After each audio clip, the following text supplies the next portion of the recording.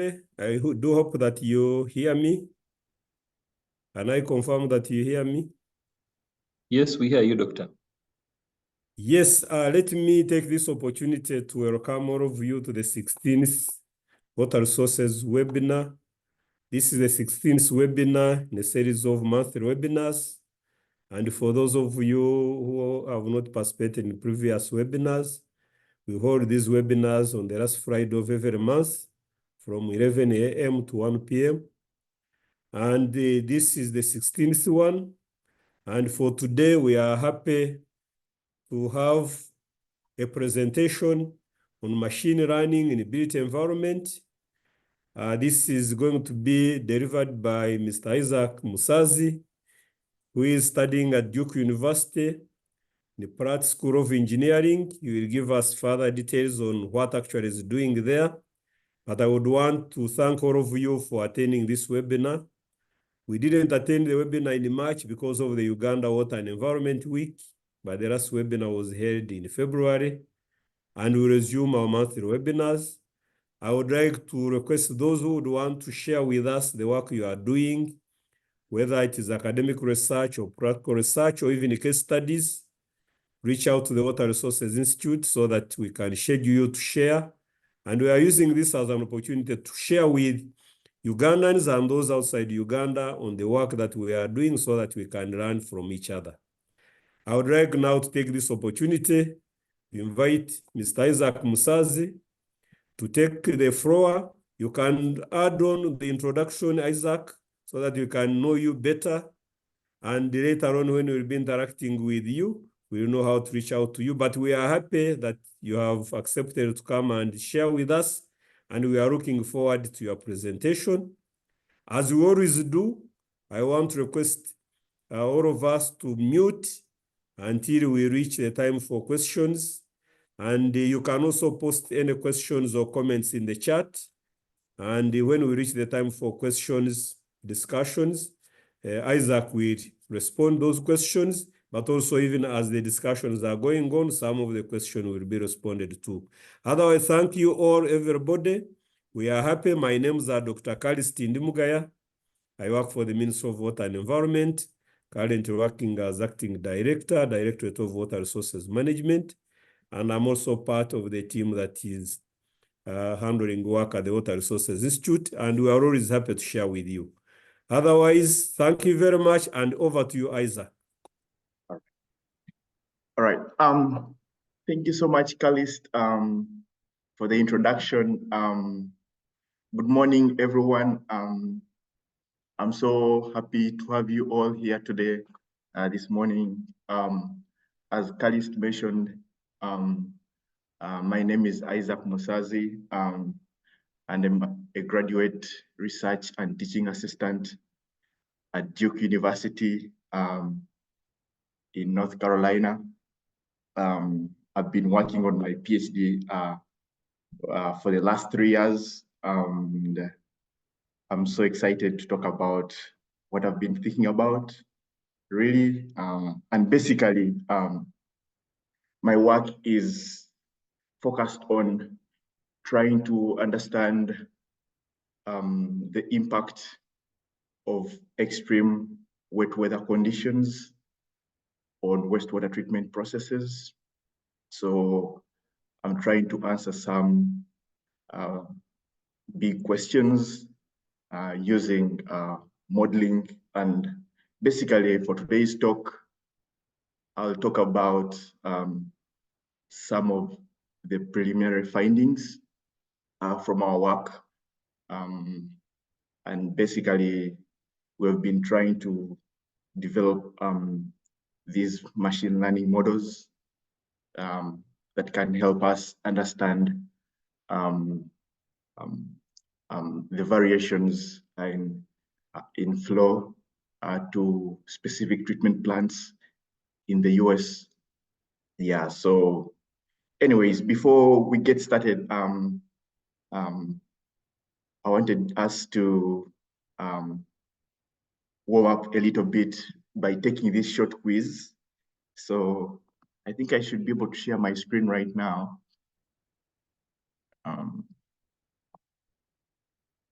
Can everyone see my screen? Yes, we can see it.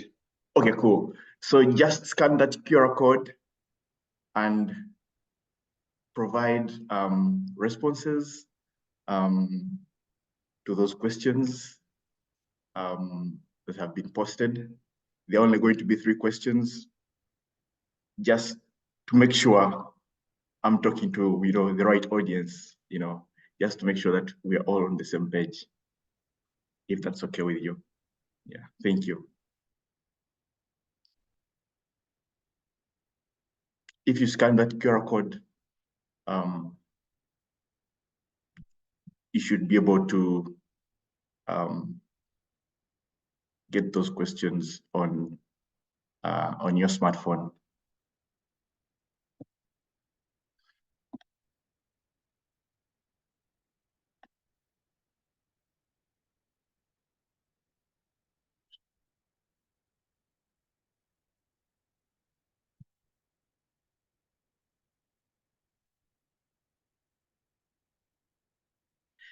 Don't make the responses so long. It could be one word.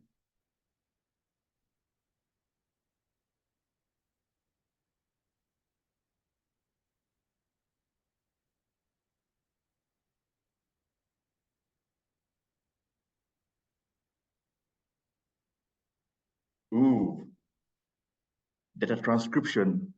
That sounds so fancy. Equations, okay.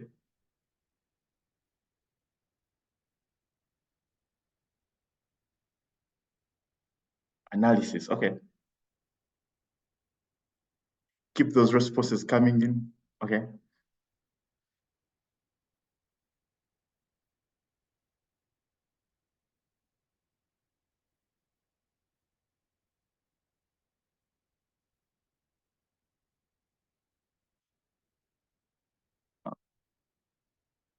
I'll be turning to the next question in the next 2 minutes.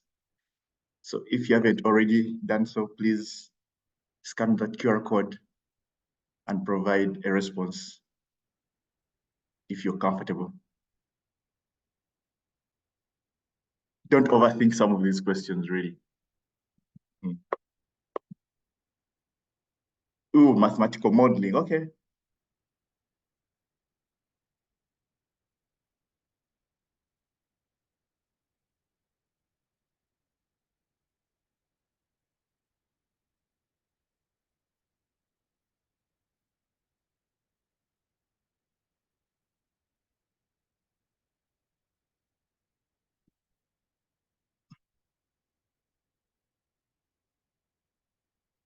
Crafting, I'm not so sure what that means, but hopefully it's something to do with modeling.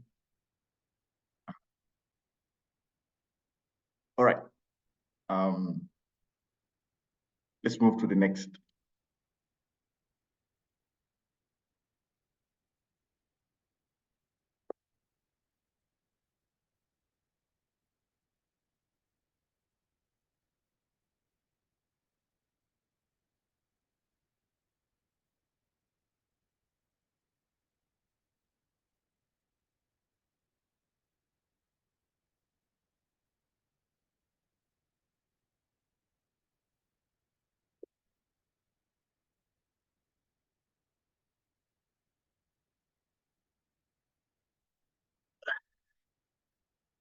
No one has developed CFD models.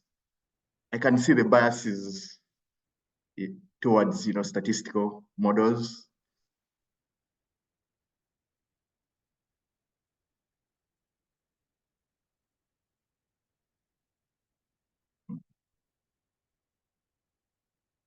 You're missing quite a lot if you haven't had the opportunity to develop like computational fluid dynamics models or used the finite element method. Oh, I can see some people in here have really been able to develop CFD models. I'm curious what other modeling approaches those could be in the 20%. Possibly they are non-engineering modeling techniques. I don't know.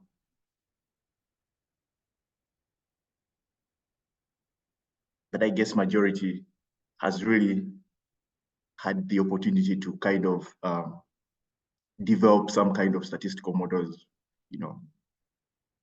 talk about linear regression, right? You're trying to see the influence of a dependent variable on the response variable, which is pretty good. And that's what I kind of expected. But hopefully, there will be more interest in trying to develop machine learning models in the next couple of years, right? And with our ability to kind of collect more data from the environment, hopefully machine learning models are going to overtake, statistical models. And at least in the US,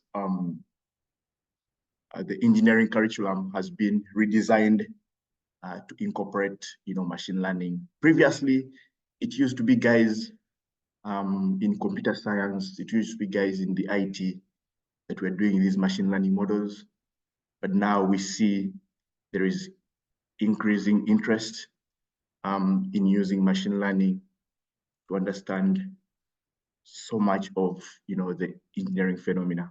Yeah. So, and if you're not yet there, I strongly encourage you to interest yourselves in developing machine learning models. And for those who are really interested in graduate school in the United States, definitely many professors are so excited to talk to students who are so much interested in integrating machine learning in their work, right? Because literally, these tools have shown that they can basically be used to understand anything. Yeah. Cool. Let's go to the last question.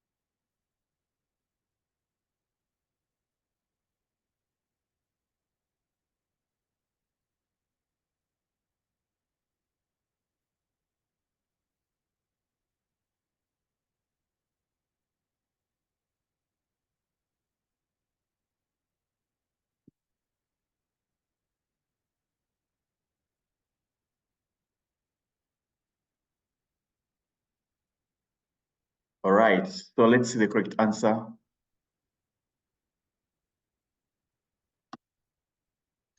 So the answer to that question was machine learning. Random forest models are basically machine learning models. For those who thought they are predictive models, you are as well correct. But for this question, I wanted us to be a little more specific. For deep learning, usually deep learning, these are really models that are used to classify text, classify images, and it is a little gets more complicated when compared to machine learning. Yeah, so, but anyways, we can definitely have another conversation of how we kind of structure these random forest models.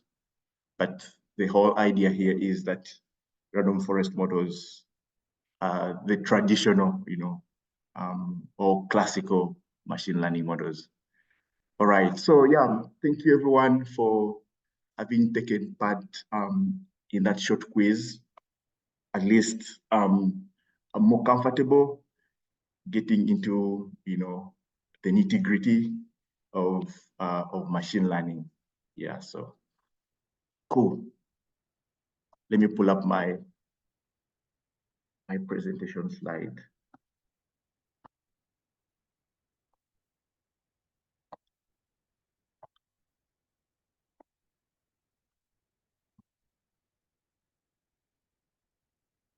Right. Francis, can you see my screen now? Yes, yes, we can see it. Okay, perfect.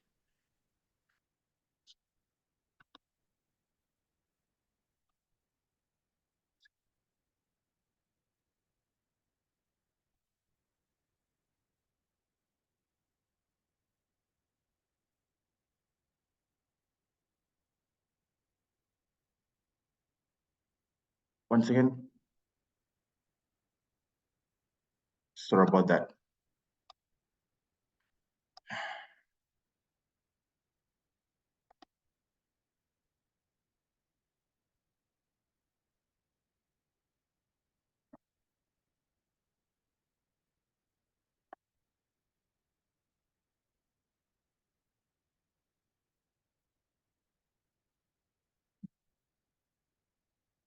All right. Francis, can you see my screen now? All right, cool. We can see it. All right. Again, thank you so much, everyone. And thanks so much for coming to this webinar today.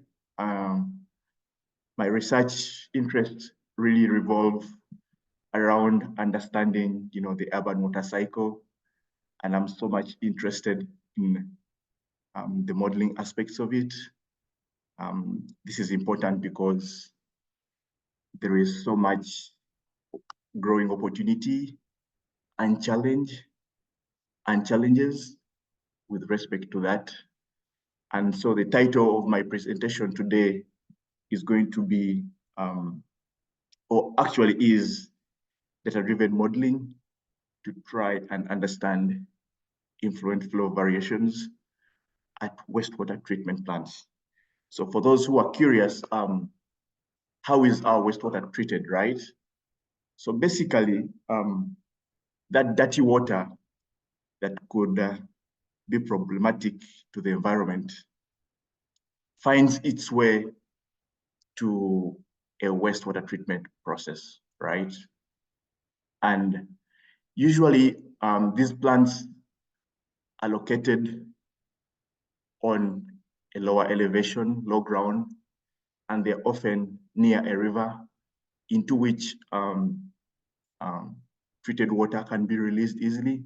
So meaning for most of the time, this dirty water is flowing by gravity, right? So once it gets to the treatment plant, there's usually large objects like rugs, metals, right? So the first step is to make sure that we can mechanically get rid of those large objects, because we don't want to affect, or, in a way, the downstream processes. We want to protect our equipment to just ensure that the plants that are designed can work for longer times, right? So we get rid of those large objects. Then that dirty water moves to step number 2, where it comes, it goes to step number 3, where we get rid of the grit. So think of grit as heavy inorganics with probably a specific gravity of 2.65, right? That is like sand. And basically what happens there is we try as much as possible to reduce the velocity of flow to allow for that preliminary sedimentation of those heavy inorganics. Then we move to the fourth step, which is basically a physical process. So in our dirty water, which in this talk I'll refer to as wastewater, we kind of remove the suspended solid and the settlable solids from that. So we basically use, gravitational forces. We use, the force of gravity to try and allow for that process to occur naturally, right? Then we move to the fifth step, which is basically the secondary treatment process.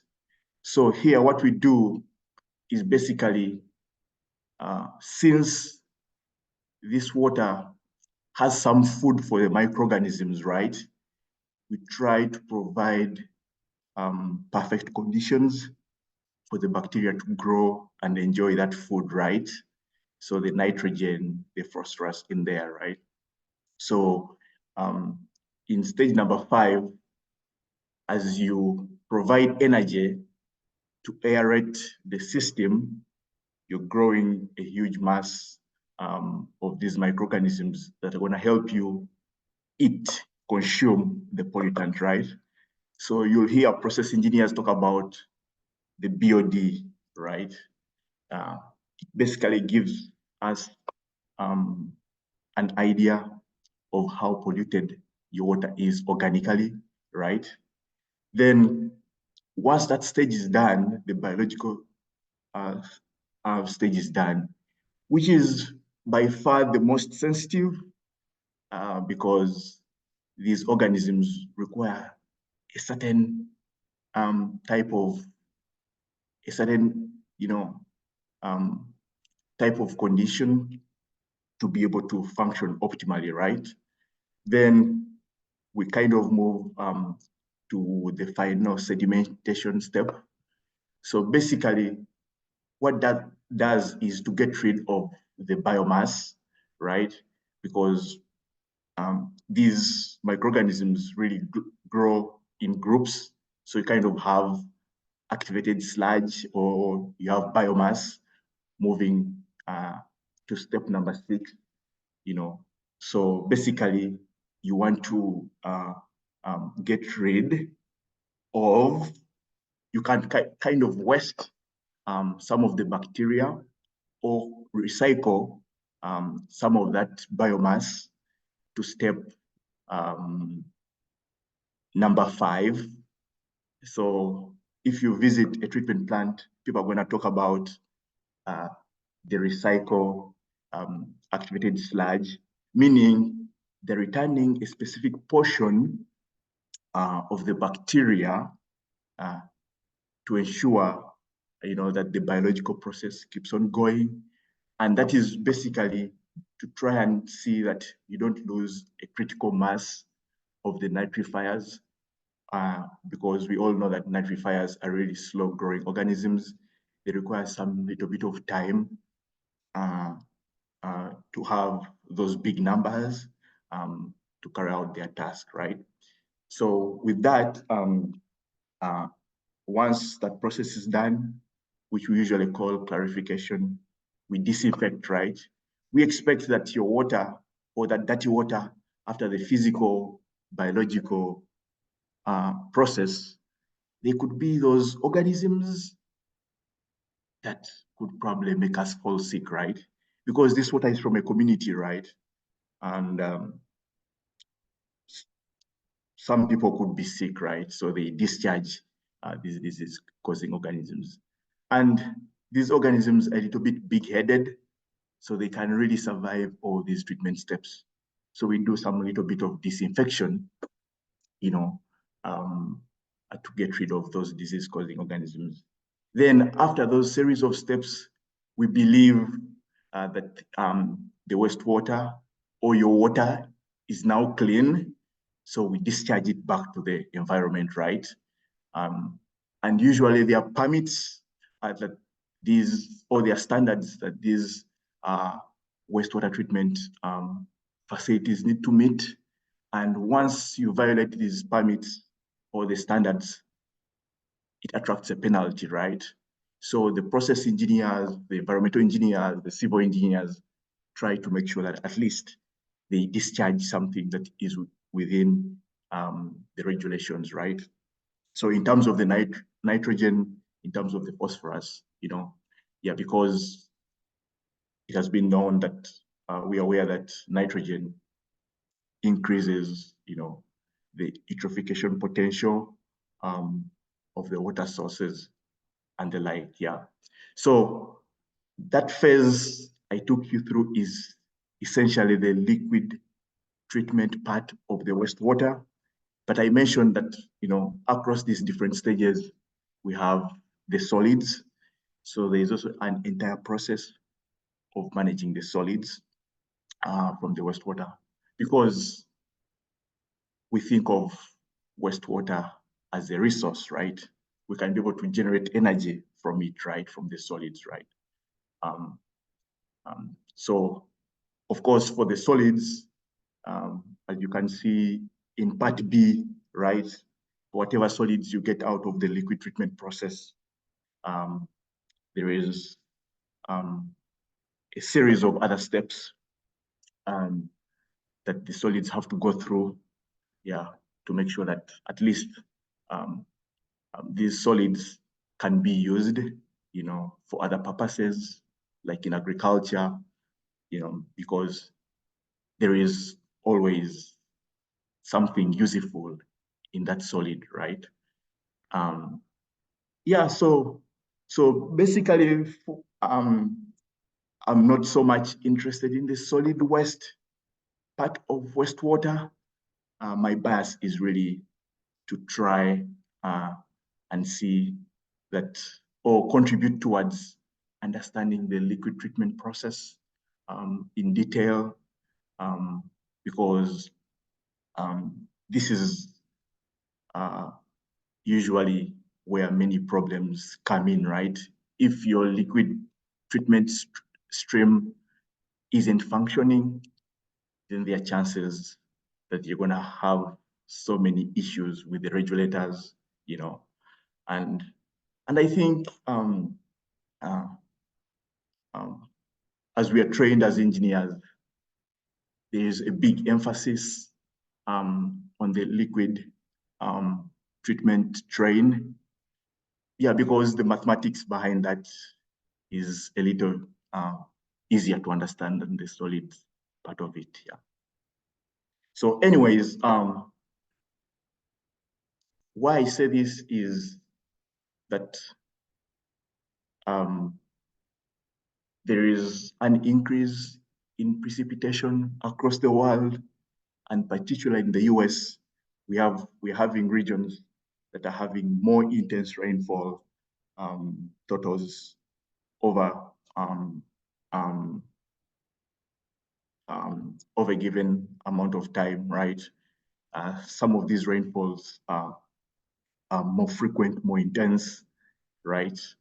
And what does that mean is we're going to have, or we're already having, more runoff, more rainfall, right?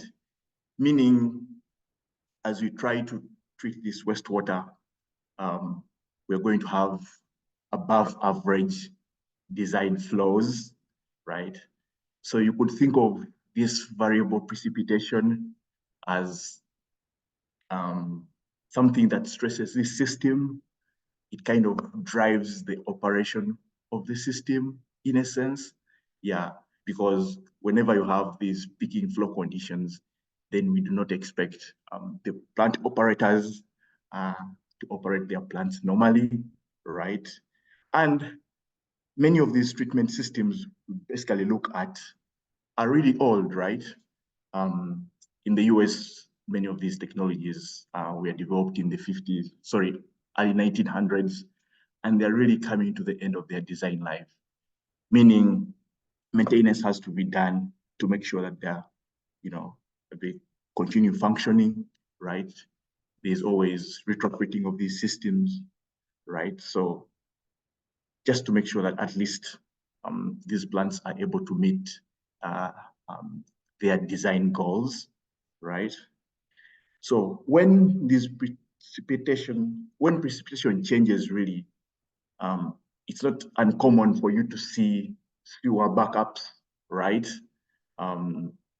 Or a plant failing to meet, the treatment standard it was designed to, right? So here in the US, whenever there is an issue with the treatment plant, there's always a signage that's gonna come up to try and warn people not to go swimming at the beach, because as I mentioned, many of these treatment plants discharge their effluent back to the environment, right?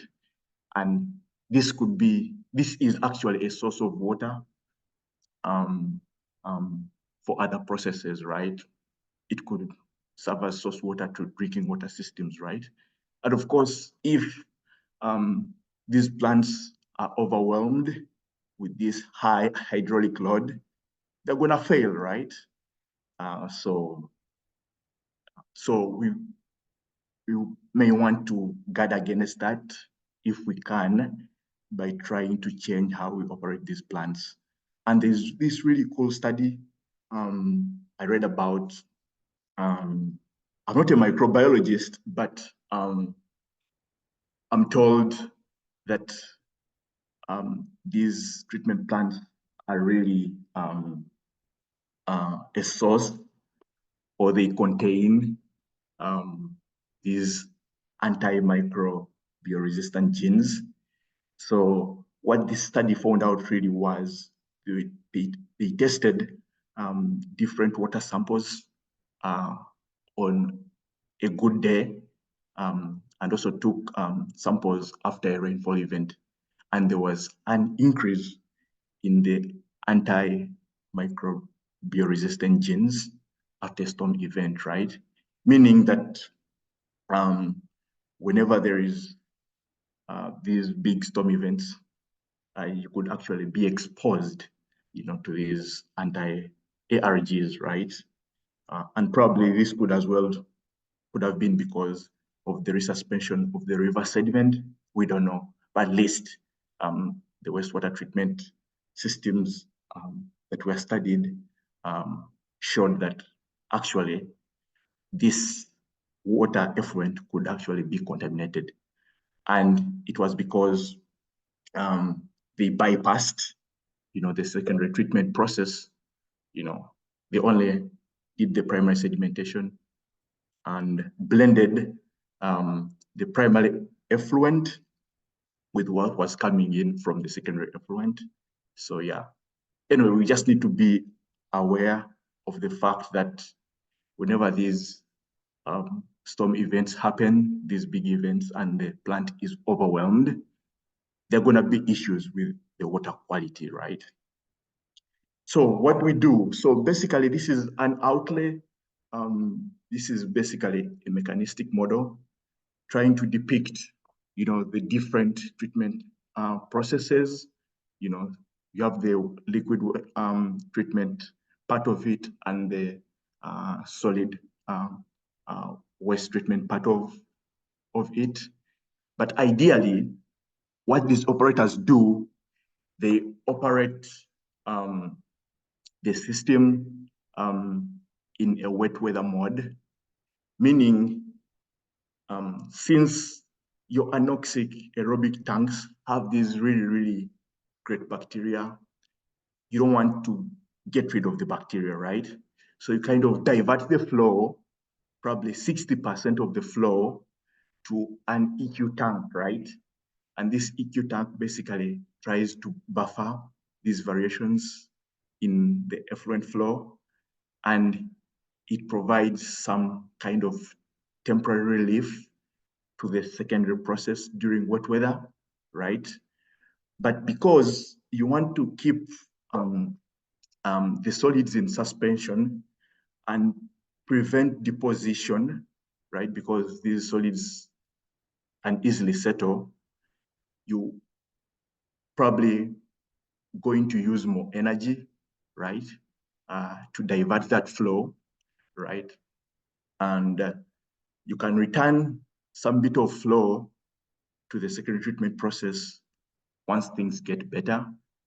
But all we are saying here is, how do you make sure that you're optimally doing that, right? You really need to have a good understanding of what's coming to your treatment plant ahead of time, right? Before you can decide how much you're going to divert to the EQ tank, right? And how much you're going to bypass, right? Because if you don't have a better understanding of that, probably you're going to use excess energy, probably you might have flow that actually, because sometimes you might want to, empty this tank as you prepare yourself for another storm event, right? So if you don't do that properly, then what's going to happen is the system will still be overwhelmed, right? So the big idea here is that can we try to use modeling to help us understand these flow variations, right? To make sure that we can switch to the wet weather mode a little more comfortably, right? Yeah. So others, other system setups really don't have the equalization tank. You kind of just bypass the flow, right? So for example, if for a certain storm event, your plant is, for example, designed to treat 2 mgd, right, of flow, right? And you're probably receiving 5 mgd of flow. You just decide to bypass the 3 mgd, right? And treat, the 2 mgd of flow through your system. And for this process configuration, I know many of you are aware of it. This is what they call a 4-stage burden pour process. So usually, this system setup is for instances where you want to get rid of the nitrogen or the phosphorus, right? So these several steps you see, the way these tanks have been positioned is to try and make sure that you get rid of the phosphorus, of the nitrogen. And our nitrogen comes in as ammonia. So you probably want to break it further to the nitrate, right? Through the nitrite, right? Before you can get the nitrogen. So basically, you're thinking of this setup to be able to do the nitrification, denitrification. And for nitrification, you really need to have aerobic conditions, and denitrification is basically an anaerobic process. Yeah, so, and that is achieved in anoxic tank 1 and anoxic tank 2, right? So with those 4 tanks in series, you should be in position to have gotten, to the nitrogen load that you can discharge, back to the environment. So can we really use statistical models to serve as early warnings to understand these flow variations? Maybe yes. So for those, many of us have used ARIMA models, and these models are basically designed to try and forecast time series data, so you measure data, right? But the challenge I have, or the issue I have with ARIMA models is they assume that the data generation process, right, doesn't change over time. So think of your data having a constant mean, constant variance, constant standard deviation, right? That's the assumption of using ARIMA models, right?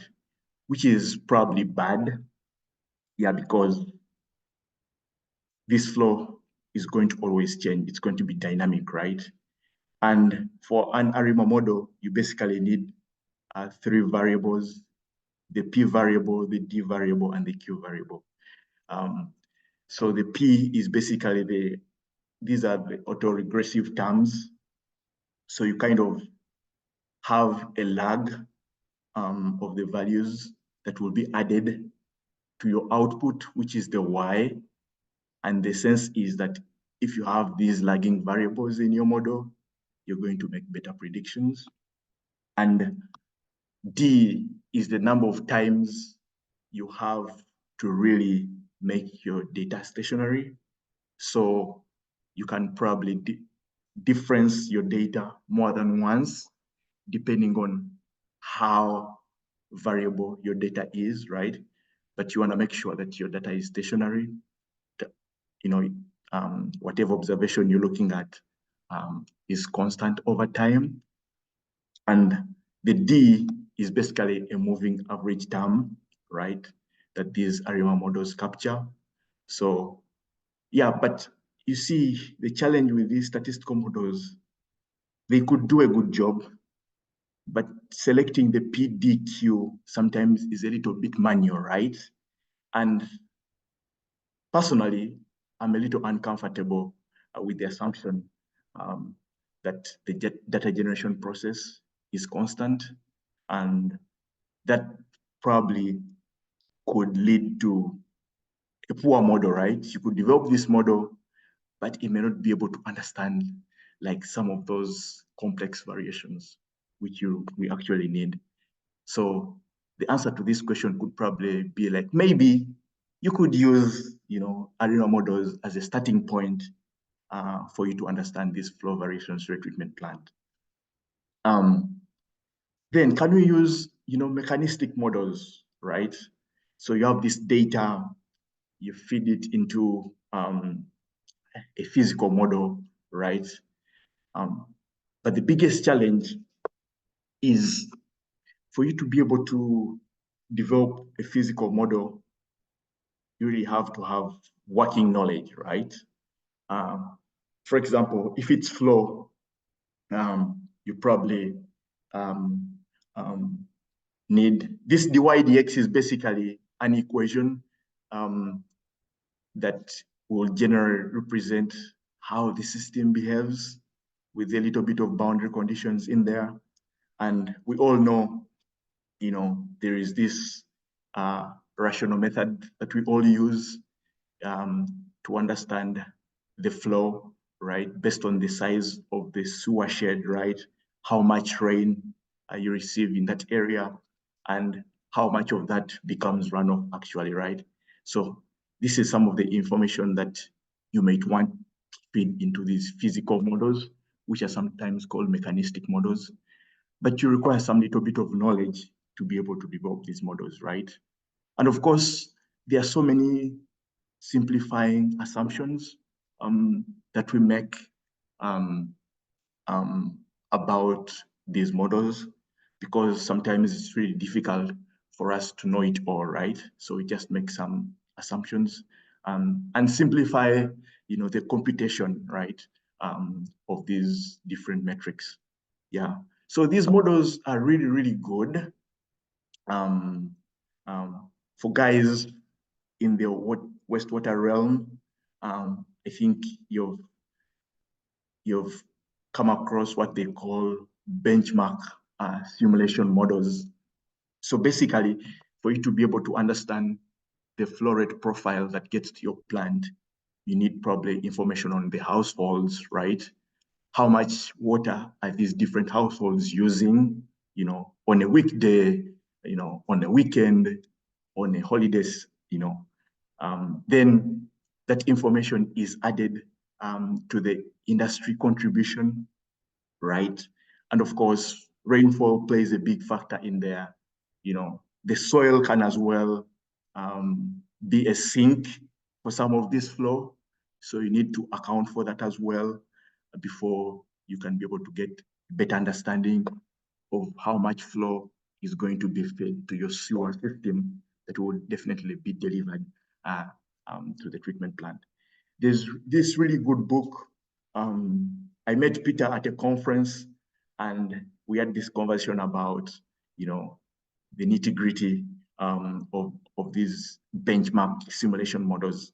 And when I just started my PhD, I also tried to develop some BSM models, but the challenge I found with these models was the model calibration process. It is really time consuming. Sometimes you don't really have enough data to calibrate your model. And model calibration is that you want to have this model represent reality as much as possible. So some days can be really good. You can have a well-calibrated model, meaning this model can be used to understand this flow rate profile. But other days, it's gonna fail, right? And this book really has a lot or so many steps about how you can calibrate your model. Yeah, so I really like these models because if you have really good working knowledge of a process, you have quite a bit of data, then probably you can work your way around having this simulation model. For the hydrologists, you're probably using HMS, right? You're trying to develop some kind of floodplains and the like. And I guess as well, you need, to do some model calibration. I'm not a fan of model calibration. I could do it whenever I get a chance to talk to my students because I'm a graduate teaching assistant at Duke. I have some little bit of skills, but it's a lot of work, to be honest with you, trying to teach students how to develop these models. And there are like really so many moving pieces, right? Actually, if you get the soil block model wrong, probably you're gonna have your output poor, right? And meaning for you to have a good benchmark simulation model, you have really to have significant knowledge of the 3 or 4 modeling blocks. Short of that, there are always going to be issues with how your model can actually represent your realistic scenarios, real world scenarios. So then the last question here is, can we use data-driven models as an alternative, right? I think so. For data-driven models, they're a little bit flexible, right? Remember, for the mechanistic models, they're a little bit domain-specific. So the models the wastewater people use are different from the models the hydrologists are gonna use, right? Because you require different inputs and you have different governing equations that drive these processes. That's for the mechanistic models. For data-driven, you basically don't have that much of governing equations, right? So think of these models as universal models, meaning a hydrologist, process engineer can always use the same models to try and understand their specific problems. Yeah. And basically what these machine learning models do is to learn patterns in the data, right? Through a learning rule, right? So you have your physical phenomena, right? You're trying to understand the flow. So, and basically you have so much data, but you don't know what factors are really driving flow, for example. So you try to develop a model that can help you predict the flow without the physics embedded in there, without the biology embedded in there, that is actually required of the physical models. And you can basically come up with an equation that relates those parameters together.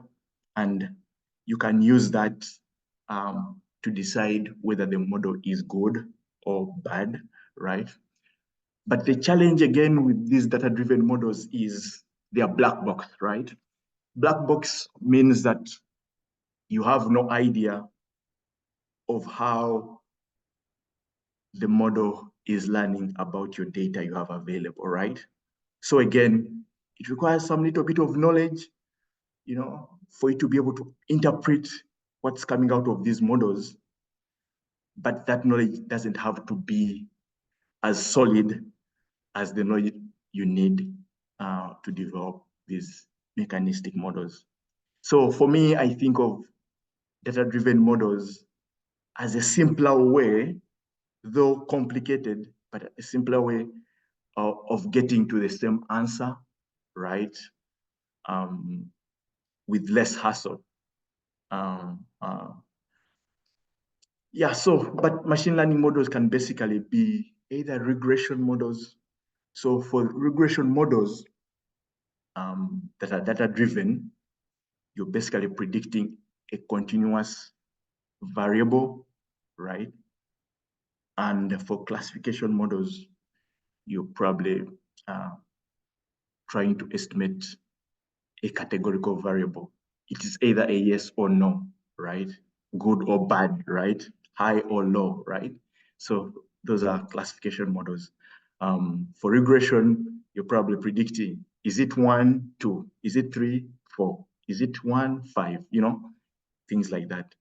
But we can always go into the details, of these different, tasks and how we can be able to develop these models. But to do this, you kind of have to have an understanding of some software, right? You should probably have basics of running models in R. I use Python for most of my work, or MATLAB, right? Engineering school taught me how to use MATLAB, right? But I'm a little bit uncomfortable with it, so I tend to use Python more because there is a big community of people who have developed these models using Python. And again, if you're really interested in doing graduate school in the US, really, at least professors over here want their students to have a working knowledge of these tools. It excites them, right? You're going to probably be doing homeworks in Python or R or MATLAB, right? Forget, you cannot use Excel to develop machine learning models. At least as far as I know, I haven't seen anybody develop a machine learning model using Excel or Stata or whatever, right? So at least there could be other modeling tools available, but R, Python, MATLAB are pretty much the most common tools people are using to develop these machine learning models. Yeah. So there's this one study that really got me started to think about machine learning. It was work in China. So they tried to measure, because we're in the digital era, right? Sensors are more affordable. You can basically quantify anything, in our water, right? Be it the pH, be it the total suspended solids, be it the temperature, be it the dissolved oxygen, right? And everything. So this study was extremely intense, and I don't know how much funding these guys used, but you could see for about 80% of the different processes, the physical, the chemical, the biological, they're trying to monitor a parameter, right? So what they did is they collected data over a period of 2 years and tried to develop a machine learning model that could actually predict what this plant was discharging, right, back to the environment, right? But the point here is that for you to develop a reliable machine learning model, you need lots of data. But unfortunately, sometimes you may not really have enough data to understand a phenomena. And that's where the challenge of, again, data-driven models comes in, right? Especially for cases where you don't have enough information to describe a process, right? Yeah. So in statistics, usually these extreme conditions are classified as outliers, right? So, for example, flow that could affect treatment operations, that could lead treatment operators change the way they're operating their treatment plant, right? Probably in a year, these events come probably twice, right? So you have only 2 days where you're struggling to make sure that your plant achieves the treatment goals it was designed to achieve, right? But the other 363 days should averagely be normal conditions, right? Hypothetically speaking, right?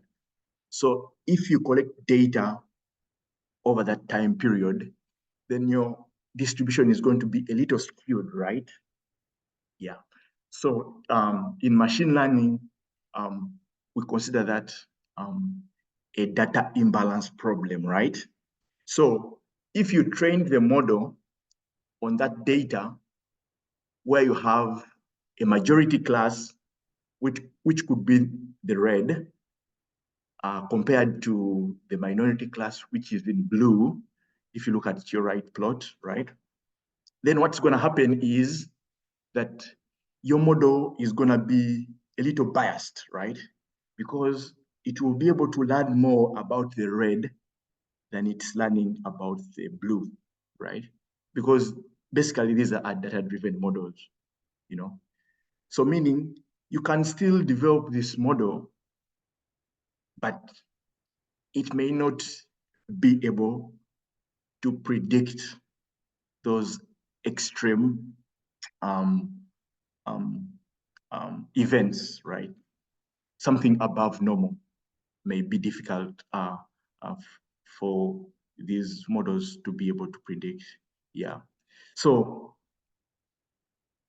previously, you could argue that, okay, can I use the extreme value theory to understand the probability, of exceedance of these extreme events, right?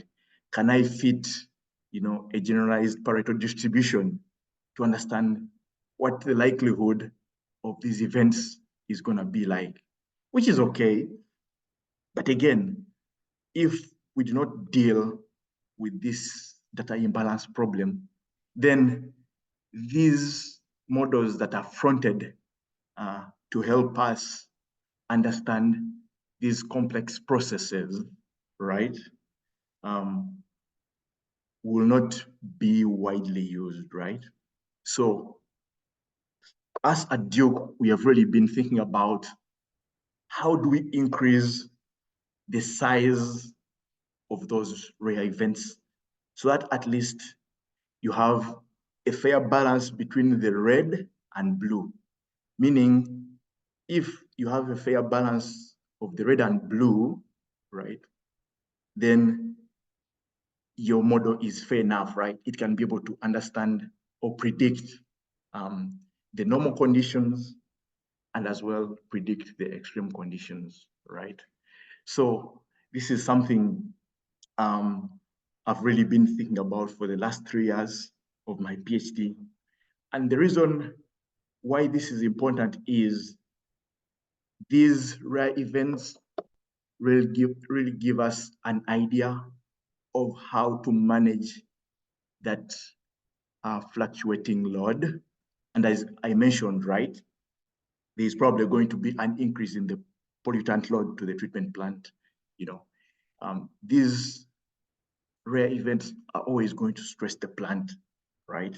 So I think we kind of have to have tools or models that can be able to predict these extreme events with a certain degree of confidence, right? So we sat down, thought through how we could navigate this challenge. And I forgot to mention that for the extreme value theory, you basically, what you do is you set a threshold, then you probably throw away most of your data, right? As you're trying to fit that GPD, right? Yeah, so for example, if you see my cursor, right? If, for example, you're interested in values above the 75th percentile, right? So what you're going to do is, as you try to determine the probability of those events happening, right, above the 75th percentile, anything below the 75th percentile is going to be discarded, right? Yeah, which is a good thing. But since data is so precious, I wouldn't want anybody to throw away that data. Or even in statistics, what could usually happen is you get rid of the blue, right? You get rid of the blue, which is again not a good thing, because that data could be having something valuable that you're throwing away. Yeah. So what we did was, because once you have not enough data, then your model is not going to be able to understand the underlying patterns in the data. So it's going to be poorly specified, and biased towards the phenomena with more data. So we did a data preprocessing step.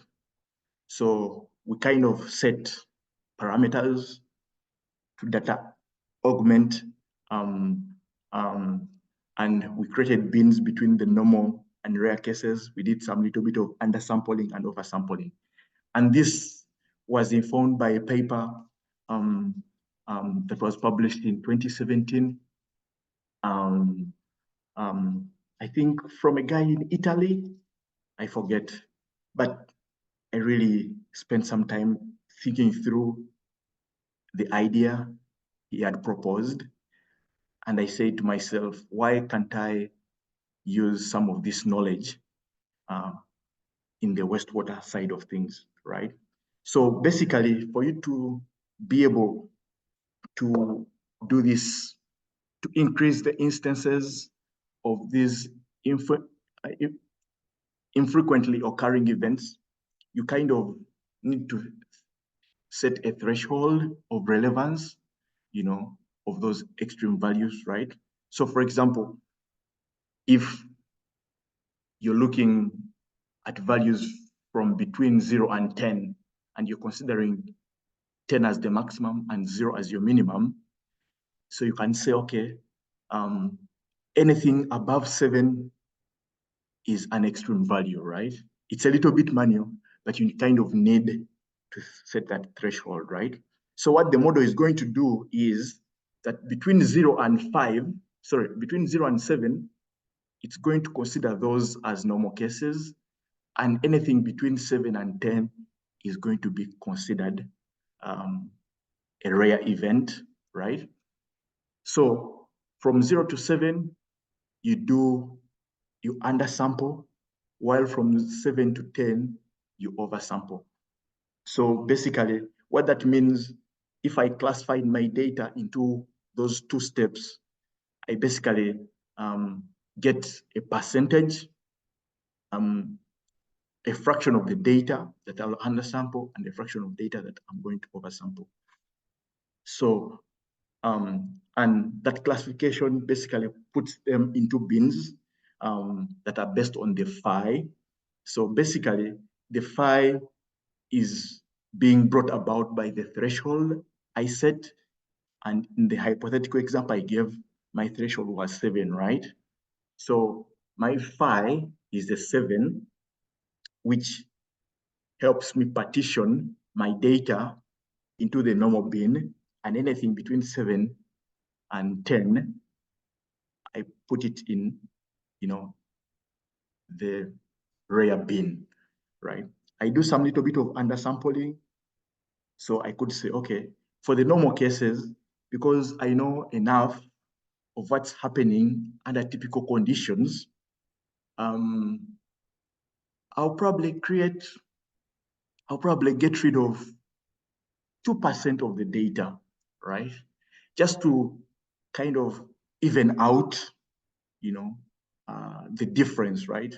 Because probably my data, my majority class is probably 90%, and my extreme cases are 10%, right? So what I do with the undersampling, I bring down the 90% to probably 80, and the rare cases problem when I increase them from the 10% to about 20, 40%, just to kind of increase, just kind of even out, that imbalance. So it quite takes some little bit of time to do the undersampling, the oversampling. Yeah, because since you're creating this synthetic data, you need to define like the nearest neighbors of those data points. So you kind of extract out those values within those rare cases. And definitely, since it is a time series phenomena, you kind of have neighboring points. So actually, before, for example, that extreme event happens, there's actually no more data before it and no more data after the extreme event, right? So you consider those normal cases around those extreme points, right, to be the neighbors. So what the model does, or what this algorithm does, is to try and pick information from those neighbors. So you kind of have to decide on how far back or how far ahead you need that information. Then once that is done, you either do an interpolation or you perturb, right, those additional data points that you're creating, because we expect to have some kind of Gaussian distribution in there, in the data points, right? Yeah, because with the Gaussian distribution, you really have maximum, minimum, and a big chunk of your data around the mean, right? So that's like an assumption you make with the oversampling. But the idea is, as you do this interpolation, as you decide on the neighbors you have, as you add this Gaussian noise, you're actually trying to increase the size of the minority class scientifically. So once that is done, then you have a better representation of your infrequently occurring events that you can actually feed into the model. So with machine learning, what happens is you have to train your model, then test it, right? So what we did was we had data on water quality, right? As informed by earlier studies, right? Everybody was measuring what quality of water was getting the treatment plant. Of course, with water quality, you have the water quantity as well.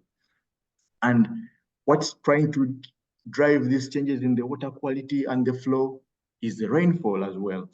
And the rainfall in the US, at least we have 4 seasons, right? Flow is gonna vary during the winter. It's gonna vary during the summer compared, to what's gonna happen in the spring and things like that. So what we did, since we had timestamps of the water quality and water flow, right? We feature engineered and extracted out these seasons of the year, right? And an important parameter that we as well calculated in this study was the antecedent dry days. So if you consider a combined sewer system, for instances, when there is no rainfall, you're going to have solids build up in the system, right? So when these solids build up in the system, because of the low flow, the anticipated low flow, whenever a rainfall event comes in, it's gonna wash out these solids, right? And there's always going to be what they call a fast flash phenomenon at the treatment plant, meaning that whenever it rains and it is really intense, after a long period of no rainfall, then there is a very high likelihood that your pollutant load to the treatment plant is going to be so high, right? So we said, okay, how can we try to quantify that? So we did that by calculating the unseeded dry days. So this model was trained on that data. And of course, these data-driven models really take in numeric variables. And you cannot use, like, for example, categorical variables, as a data input. So what we did was we hot encoded the seasons. So we kind of modified the fall, summer, spring, winter seasons into zeros and ones, right? And input that into the model. So what we did was, again, you train the model and then test it. So for testing the model, you kind of don't want this model to know what's happening, right?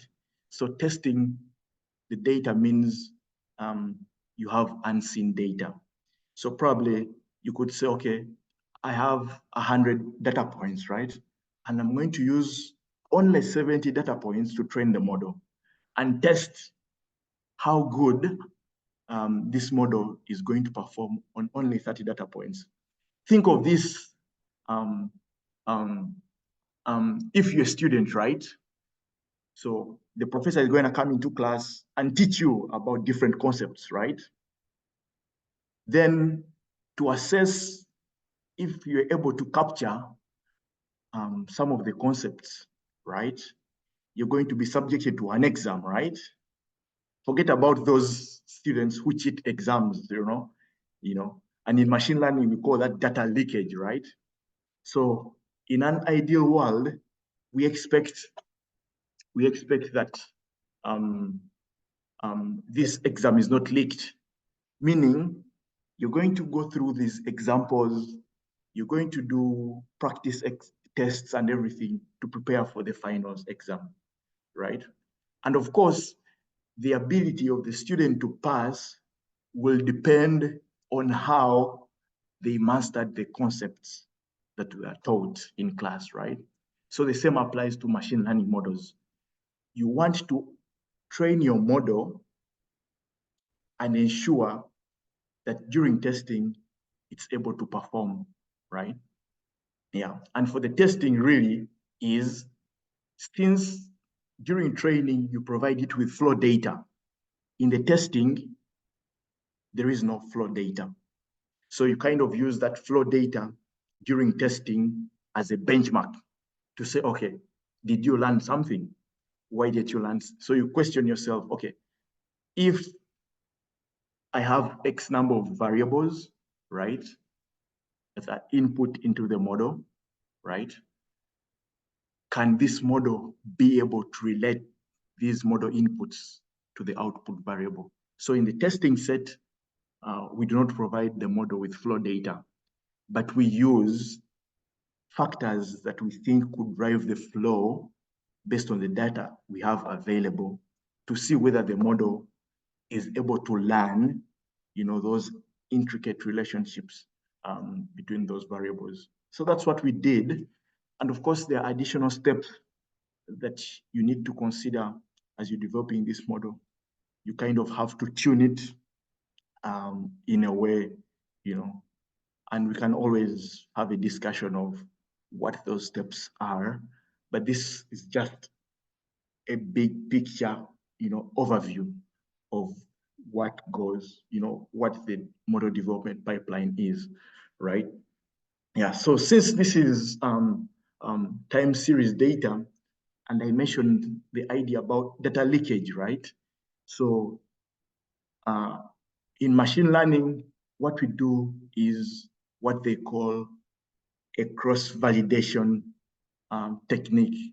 So think of it as a student who is preparing for an exam, but before they prepare for that, before they take that final exam, they really have an idea, they have a mechanism of trying to see if they've been able to understand these concepts that are being taught to them, right? So what happens during training of the model in actual sense is you get a small set of the data, train on it, then test the model internally. So that testing of the model during training, before you actually take it to the real world, is called the validation, right? So, and there are very many ways of doing this, but all you're trying to achieve here is to avoid model overfitting. So model overfitting here means that your model is going to learn so much. Think of it as a student who crams, right? And once they go to the exam and they don't have an exact replica of what they learned, they're probably going to fail, right? So this cross-validation technique helps you avoid that, right? And whenever you're developing these machine learning models, you always want to do that cross-validation to make sure that your models don't cram a lot to fail to generalize well on unseen data, right? So in machine learning, if the model crams and fails to perform well on unseen data, we consider that as noise. So you want to arrest the model or penalize the model not to do the overlearning anyways. So we went and tested our model. So plant one is served by a combined sewer system, meaning at the inlet, you have both runoff and sewage coming in. Then plant two is a separate sewer system. So after those steps I talked about, we are trying to see how does the model, perform for both instances, right? Because the idea here is that we're going to have different physical processes that are going to drive flow to a combined sewer system, and we have different physical processes that are going to drive flow through a separate sewer system. And the measured flow is what we knew about the flow at different timestamps. Then the baseline flow is the model that didn't have the synthetic data. Then the predicted flow is the performance of the model that actually had the synthetically created data, right? As I mentioned to you, after that data preprocessing step. And you could see that for many of the rainfall events indicated by the blue bars on the top, so the blue bars indicate instances where there was rainfall, you could see that the green line is so close to the black line. And for instances where there is a difference between the black and green line, we thought that it could be because there are treatment operations, that we didn't have an idea about, right? And of course, we expected that because not so much of this data can really be captured at the intake of the plant. But so to speak, here, we can see that averagely, all over the testing periods for both plants, whether combined or separate sewer, you could see that the green line was better than the orange line, meaning for these models to be able to perform better, they need more data. So that kind of satisfied our hypothesis that, okay, we needed more data to be able to have this model perform pretty well. Yeah. Then lastly, we asked ourselves, why did the model predict X? Why not Y, right? And it's because machine learning models are black box models. But sometimes as scientists, we need to build trust, right? With these models. We need to make sure that actually these models do not violate scientific principles. As I mentioned, in the data development stage, right? I didn't talk about any scientific governing equations. All I mentioned was I had this data, I trained the model on this data, and I tested it, right? And the model gave me pretty good results, right? But until that point, we weren't so sure of what went behind the scenes. So what we did, we went an extra step to kind of convert that black box model into a white box model. We wanted to provide some explanation to some of these predictions this model was providing us in a human interpretable way. So basically what we did, the equation you see on your screen is an equation that helped us understand the contribution of each of the individual model inputs. Remember, we had inputs on the quality of the water. We had inputs, rainfall was another input. We had the seasons. We had the unseed and dry days. So what we did here, we incorporated some scientific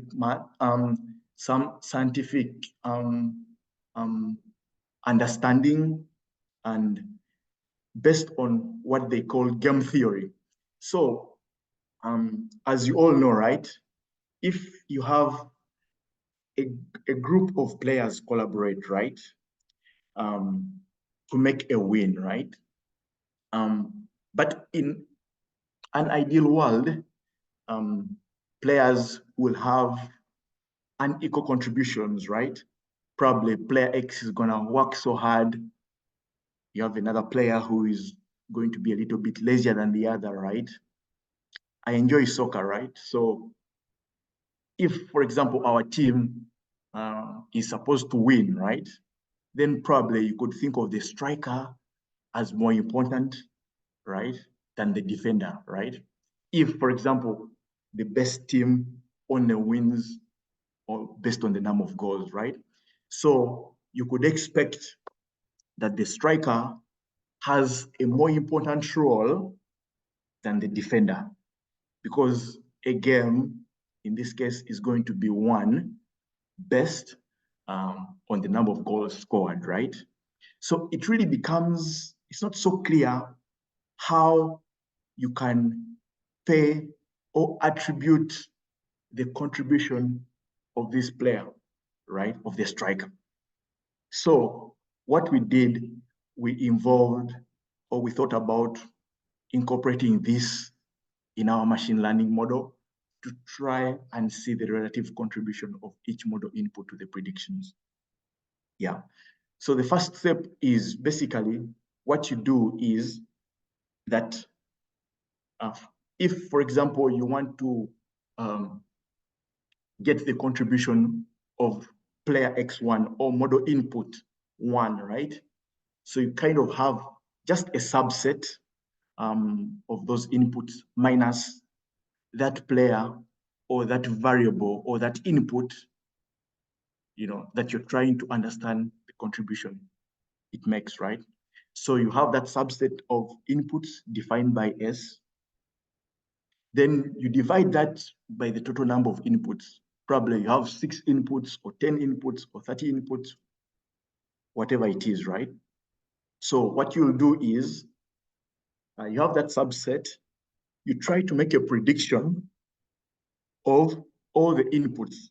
So think of that as a full model.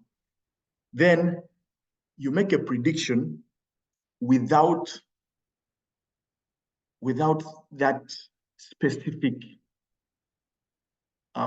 variable you want to understand how important it was. So what you do is that the difference between the full model and the partial model gives you an idea of the marginal contribution of that specific input. So that's what we did to basically get, the local contribution of that specific input based on, the right side of the equation. And we did that for all the model inputs. And this process really fulfilled three axioms. One of symmetry, right? The axiom of symmetry, basically, forget about this math, right? Is what we're trying to say is the role of each player during this game. So the game here is to try and ensure that you make these predictions, right? So these inputs go into a contest, right? So the idea here is the axiom of symmetry says that, okay, for whatever player took part in the game, then their contribution should matter. There is no thing of player X is on the pitch playing, but they have no contribution. At least, however small it is, it has to count. So that is the axiom of symmetry. So then the axiom of the dummy variable is that whoever doesn't take part in the play doesn't get a payment, right? There is no payout, right? Then the axiom of additivity basically gives us the idea of separating out the pay when the game is played in different halves, right? Meaning you can actually say player X contributed well during the first half of the game and player X contributed well during the second half of the game, right? Meaning the first half and second half of the two games can help us understand whether we're able, to meet the goal, right? If it's soccer, probably if our team won, right? You cannot say, okay, despite us not playing well in the first half of the game, right? We're not able to win because we didn't play well during the first half, right?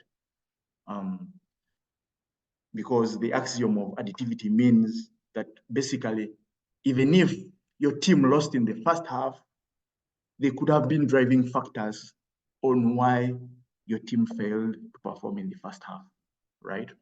So with that equation, at least we're able to have those three axioms fulfilled, and it helped us as well to define the relative contribution of each of the model inputs in our machine learning model. Yeah, so as I said, one chunk of the code or of the equation gives us the average weight, and the other chunk of code gives us the marginal contribution of the input. And basically is that the payout or the local contribution of each model is based on the shares.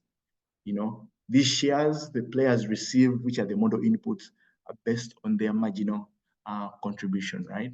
So we did that mathematically, and we came up with these summary plots, right? Which could basically provide us with an interpretable explanation of how different model inputs corresponded with, the predictions for the best performing model. You can see for plant one, which was a combined sewer system, if you look carefully, in cases where you had high flow, right? High flow conditions, then the ammonia levels were down, meaning that as we had these rainfall events, right, ammonia was being diluted in terms of water quality, right?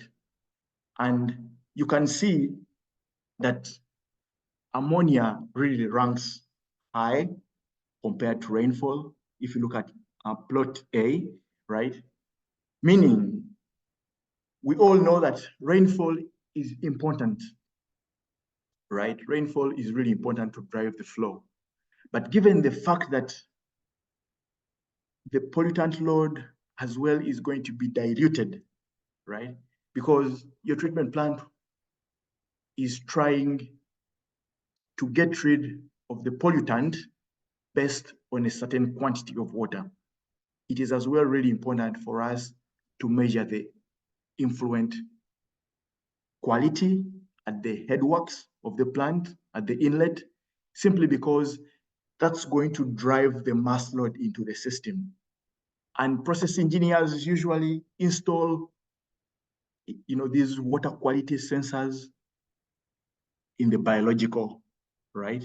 In the biological component of the treatment plant. But our model showed us that before you actually measure the water quality in your biological process, you might want to as well measure the effluent quality, of the ammonia, of the nitrite, nitrogen, nitrite, nitrogen, and nitrate, nitrogen at the intake, because that's going to drive, that's going to have an impact on what the loading conditions are. For plant 2, again, you could see that ammonia ranked quite high. Of course, rainfall performed better than ammonia, which was a little surprising because plot B is an actual representation of a separate sewer system. So we are saying probably there could be leaks, because these plants are really old, right? So probably there is infiltration, within the sewer system, right? That actually shows that rainfall is playing a critical role in driving the flow to a separate sewer system, which actually shouldn't be. So, but ideally what this model told us was there is need to improve the maintenance of these old sewer lines, because we saw that we are getting a big influence from the rainfall. If it was a combined sewer system where we kind of mixed the storm runoff, from the storm drain with the sewage, it could make sense, right? But for a separate sewer system, you don't really expect, the storm or the rainfall to drive the flow to the treatment plant, because the storm drain is separate from the sewer line, right? But at least we could see that it really made sense because these systems were probably constructed in the early 40s, early 30s. And since many of these networks are underground, not so many people care about them, even in the US, right? Not so many people are gonna care about their system in terms of maintenance, right? But at least our model was able to show that, okay, rainfall is actually contributing to the flow to a plant that is being served by a separate sewer system, which was, of course, a little strange to us, but given the fact that this is aging infrastructure due for rehabilitation, then it really provided more scientific evidence in terms of that, right?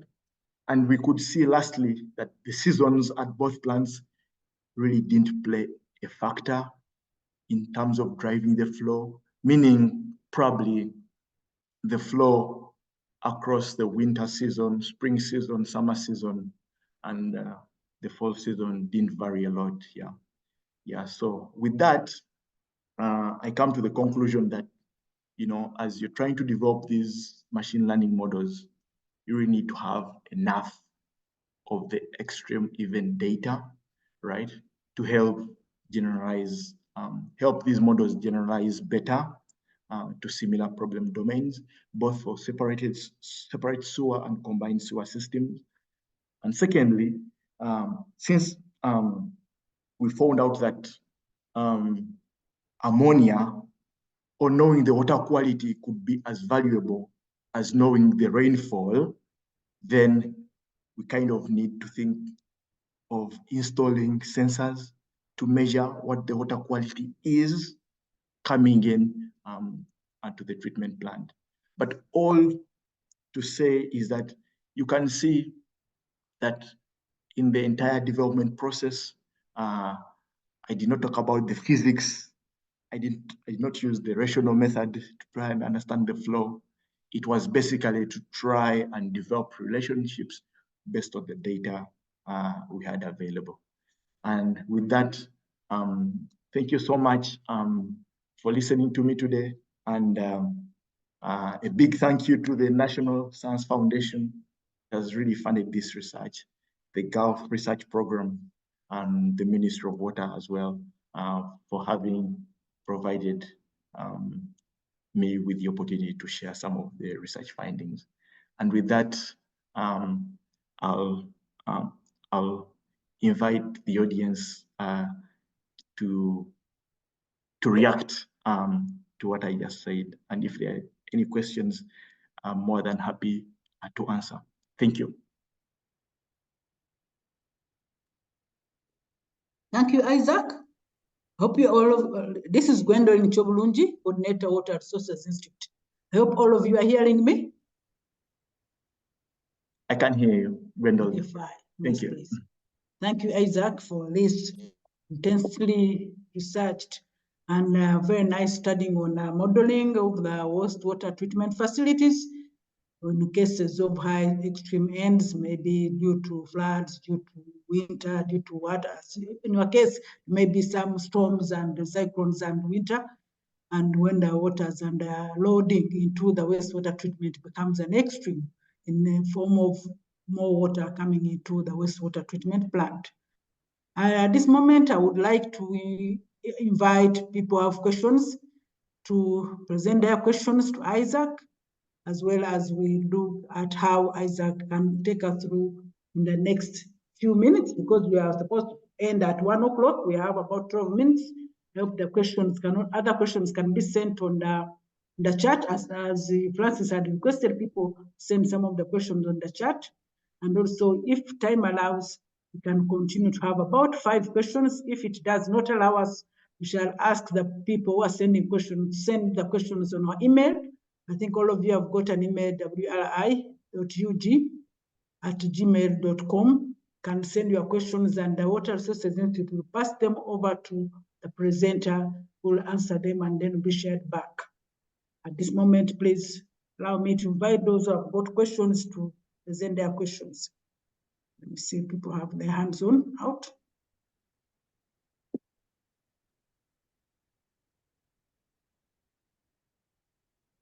Let me check on the chat. The chat, my question. Okay, okay. I'm seeing Okelo Emmanuel. Please go ahead and ask your question. Okelo Emmanuel. Okay, thank you. So thank you for the presentation. My question is to do with how do you quantify how much data is enough to train your model? What guiding principle do you use? So, Mr. Okelo, I hope I understand your question correctly. You're saying how much data do I need to train the model? Yes, how do you quantify the amount of data you need? Okay, I would like, okay, let's get at least 3 more questions and then you can reply to them, Isaac. Okay, Thank no worries. Thank you. Yes, there was another person who wanted to speak.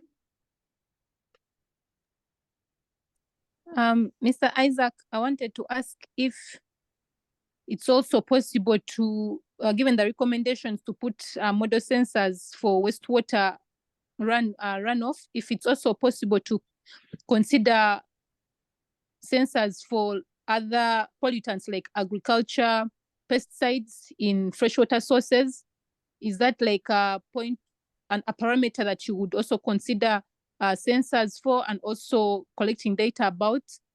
That's my question. Thank you, Aisha. Okay, let's have another one, and then Isaac will come back and answer those questions and maybe advise us on the way forward. While waiting for a question, Isaac, there's a question in the chat. I hope you've seen it. It is from, it is actually from Aisha again. It was from Aisha Nakaja. That's a question that was sent to you. I hope you can read it in the chat. Isaac, there's a question in the chat. You saw it? Are you listening to me? Are you hearing me? I can hear you. Okay, so there was a question, but it was from Aisha again. If there are no more questions currently, maybe Isaac, go ahead and reply to those two questions that have come to you. Thank you. Okay, sounds good. Yeah, Mr. Okello, thank you so much for that question. I think it's a great question that I probably don't have an answer for right now, but all I could say is collect as much data as possible. Yes, because, for example, we're actually carrying out a parallel study to try and quantify the resilience of our treatment plants, right? And again, we're using a data-driven approach, and we have collected this data for the last 8 months. Probably it could be enough, we don't know, but we are still collecting that data, right? So I think there is no need to stop or bias the data collection process unless it's being driven by costs, right? If it's really expensive for you to collect this data, then probably you may not want to have so much data if that comes at a cost. But the idea is that the more data you have, the more likely your model is going to perform. Or if you think that at least for the time frame you've been able to capture your data, you're able to encompass all phenomena, right? Or during that time frame, you're able to capture all variations in parameters, then probably it could be a good point to stop. For example, in the US, the hypothesis could be, if I have data on all the seasons of the year, then probably I have a good model. So in that case, it could be cool for me to kind of collect data over a year period, right? How frequent I do that is based on how much money I have available, right? It could be on a daily basis. It could be on a sub-minute basis. It could be on an hourly basis, right?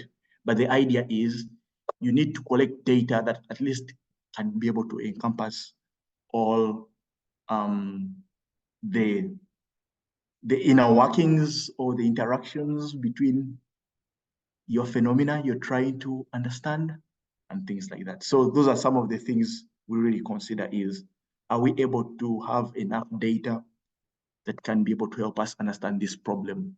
You know, if I'm trying to develop a model that is going to try and look at the influence of the seasons, right? I might want to go out to the field and collect data that is going to be representative of all the seasons of the year, for example. Yeah. But I mean, if you have the resources, you can keep collecting that data because you never know how good that data will be to your model that you develop. In terms of collecting data on other pollutants like pesticides, I think it could be good if there are sensors. I'm not so sure if there is enough of the sensor technology that can help us quantify those pesticide pollutants. But even if you took out samples from the field, took them to the lab, you don't need to really have sensors all the time. All I'm trying to say is here that probably sensors are going to help you collect more data, right? But even if you have your samples being collected every single day or weekly, or quarterly, right, of a time frame, you can actually develop a good machine learning model for that. Yeah. So all to say is that sensors are going to probably, of course, they come with limitations, because they are sometimes expensive. They're really expensive. They need some maintenance. They need calibration and things like that. But you can always collect data in various forms, because your machine learning model is not going to differentiate between whether this is sensor data or laboratory data, right? But as long as you have the enough volume of data, then you can be able to train your model. Yeah. So please, you could go ahead and collect that data, but at least you have to have a starting point, right? You don't want to collect data that is not going to help you answer your research questions, right? So if you think collecting whatever data you're going to collect at the lake or at the river, right? As long as you have that hypothesis that probably this data could in a way interact or drive a process towards a certain direction, then you can be able to develop a machine learning model once that data is readily available.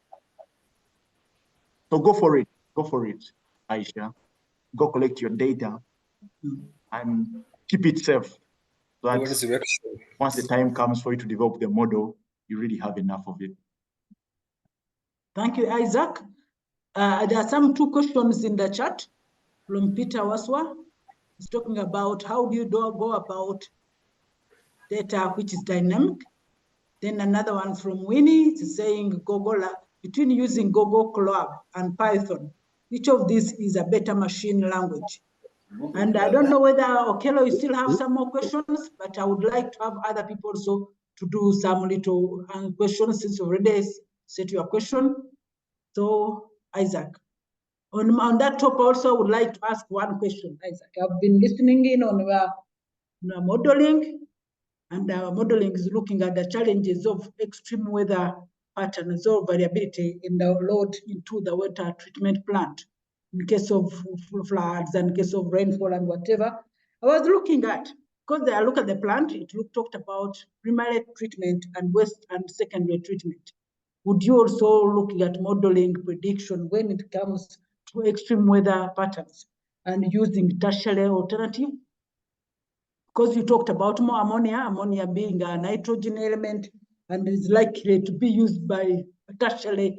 When I mean of tertiary, I mean, say, maybe you can use a constructed wetland, you can use a natural wetland, you can do some other plants that can easily manage the nutrients in the wastewater treatment facilities. But thank you. This is my question. I will allow also Maximo to do his Maximo. Engineer Maximo, please go ahead and put your question close.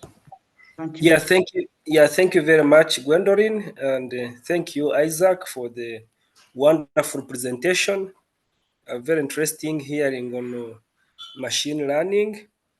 I largely understood that, in my opinion, it's more of a black box modeling approach where you're basically looking at the input and output relationship.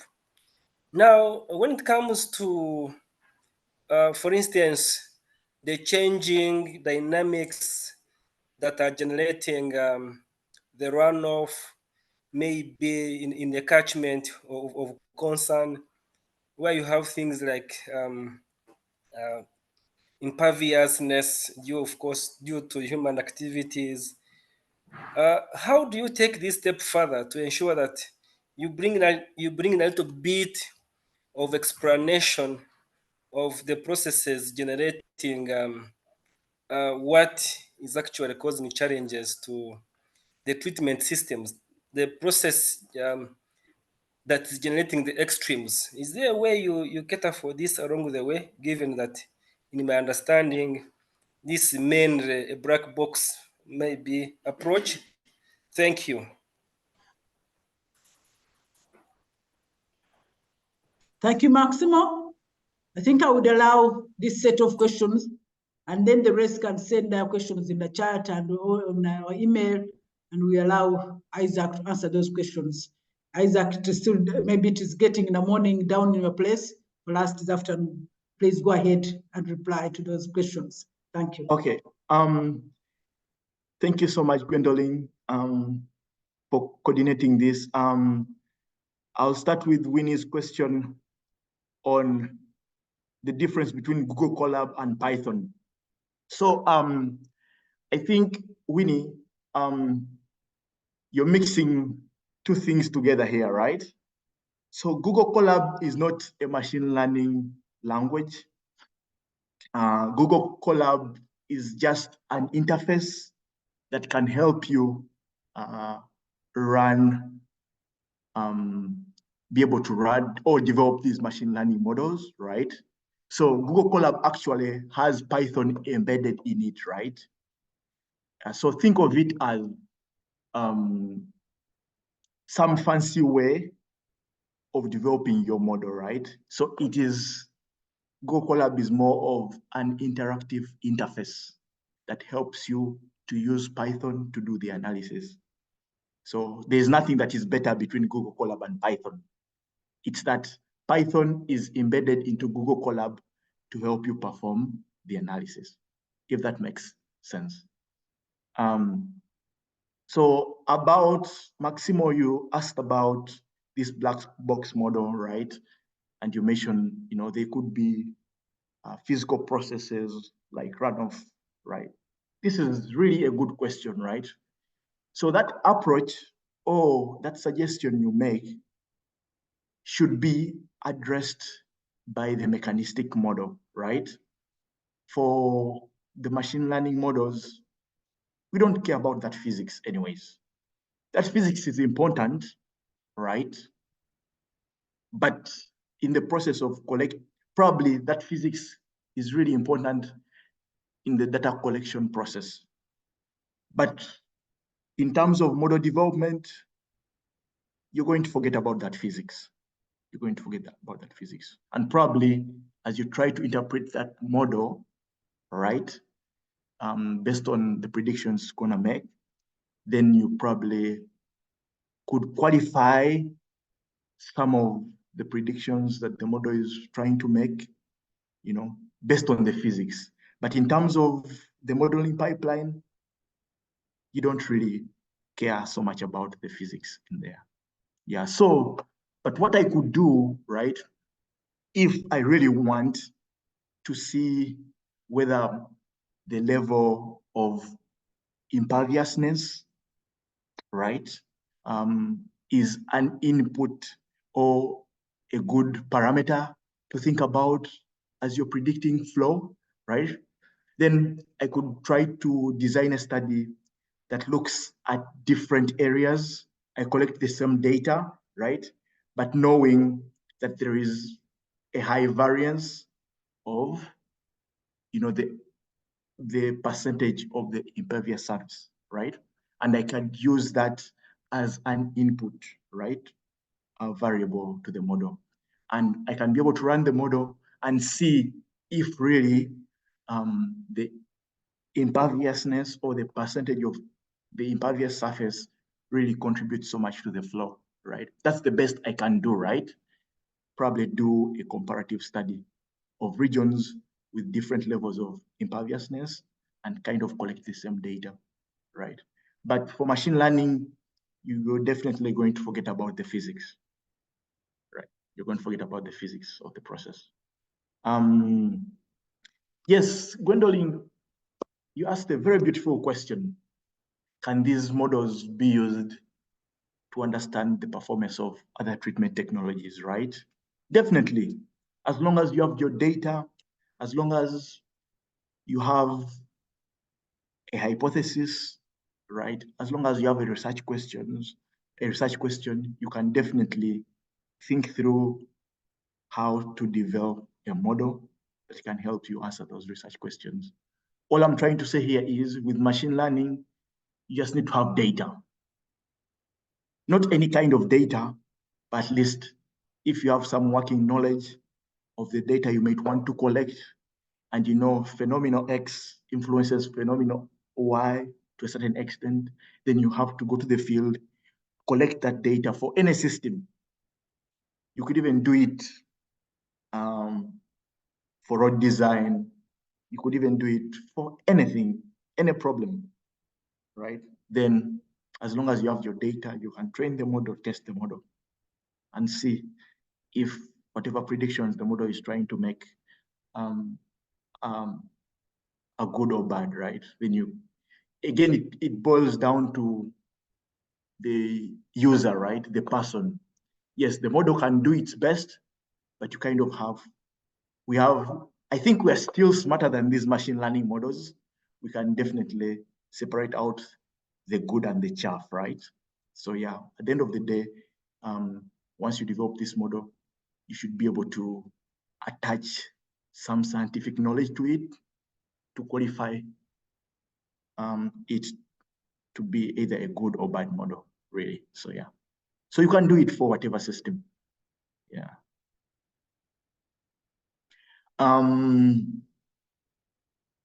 Mrs. Murungi asks a question. The question is, what can be done if the end results of the machine learning model differ from the manual calculations by a big magnitude? This is an excellent question, right? Yeah, so usually, if there is a huge difference, an alarming difference between what I know and what the model is predicting, two things. I could be doing the manual calculations wrongly, or it could be the model doing something wrongly.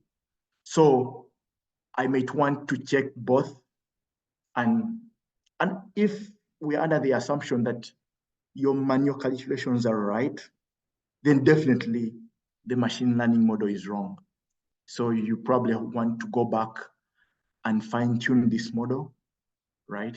To make sure at least it kind of predicts something. Yeah, because there's always this challenge of having spurious relationship between variables, right? Like for example, if, for example, flow, right? And my input variable is the wind speed, right?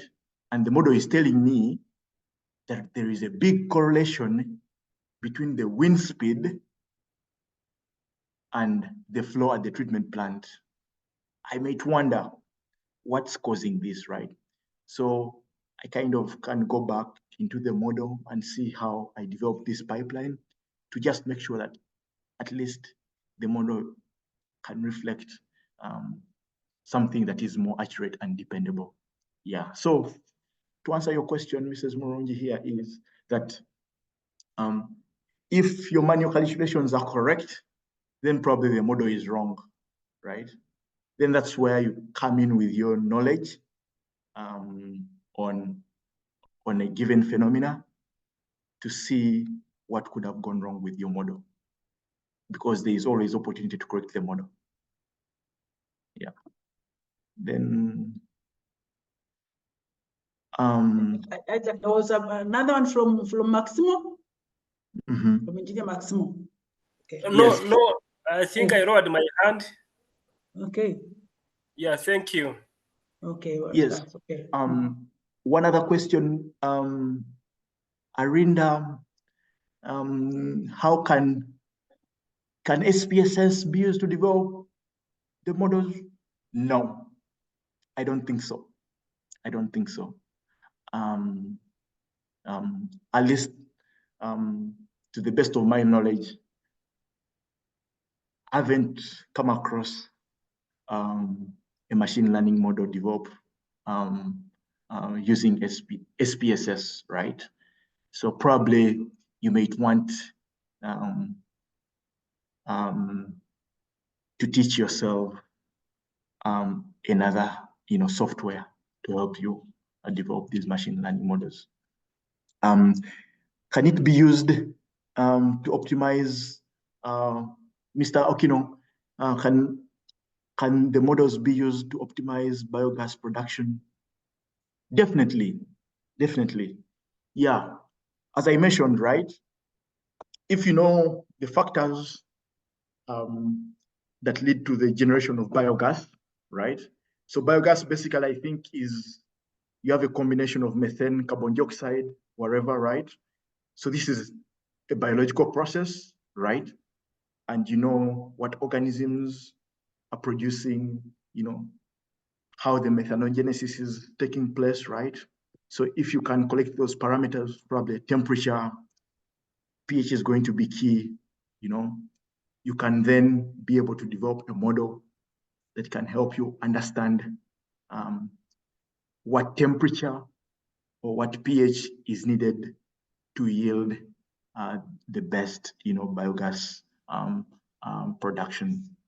And of course, improving, purification parameters. I don't know what kind of technology you're using to purify your biogas, but my sense is that you're trying to have a bigger concentration of the methane, and a less amount of carbon dioxide in your gas mixture.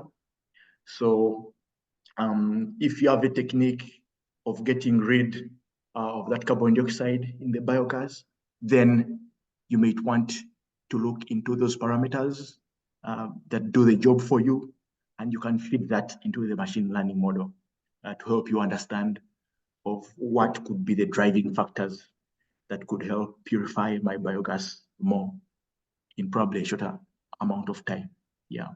So I think, Mr. Okino, here, the idea here is that as long as you have an understanding of what those parameters are that are driving a certain process, then you can collect that data and use those parameters as inputs to the model and see which parameter is primary, which parameter is secondary, and which parameter is really driving the process. Mr. Okelo, recommendations to learning or better understanding machine learning models. I could help with that. But as I said, you could watch as many YouTube videos as you can, probably take a class on machine learning. There's a lot of information available there, right? On the internet. Yeah, so it's not easy. It doesn't really come easy, especially if you don't have like a programming background, right?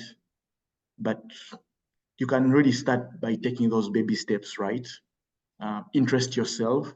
And of course, you don't just want to learn how to develop machine learning models without a specific purpose, right? So the idea is, before you actually learn how to use these machine learning models, what purpose are you trying to achieve anyways? If you have a purpose, then you probably are in a better position to source out or look out for those resources that can help you develop these machine learning models. But everything is available.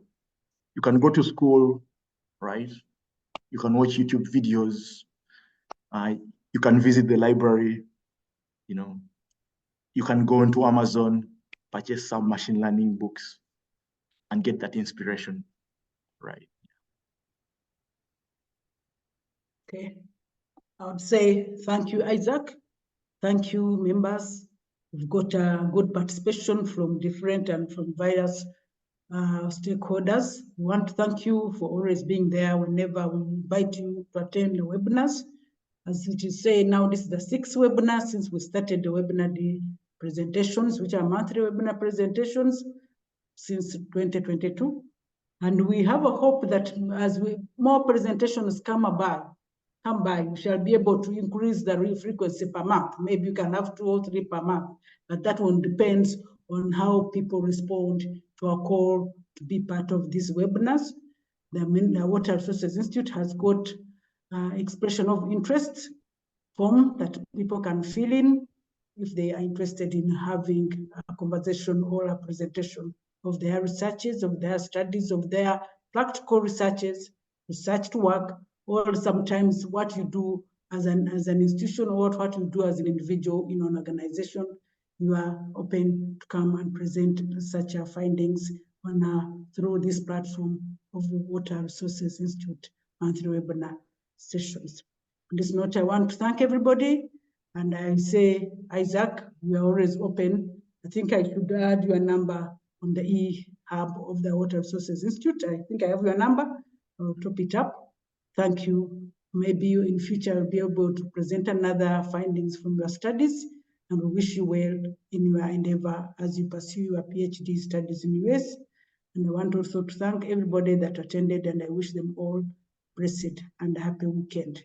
Otherwise, thank you all. I would say bye-bye for now. All right. Thank you, everyone. Thank you. Bye. Hope you have a great weekend. Same to Thank you. All right. Bye.